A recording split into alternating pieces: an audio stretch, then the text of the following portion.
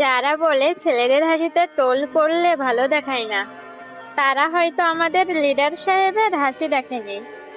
যারা ভাবে মানুষ বয়সের সাথে বুড়ো হয়ে যায়, তারা হয়তো আমাদের জিনু সাহেবকে দেখেনি। যারা বলে পুরুষ মানুষের হাসি মায়াবী হয় না, তারা হয়তো আমাদের বিল্লু সাহেবের হাসি দেখেনি।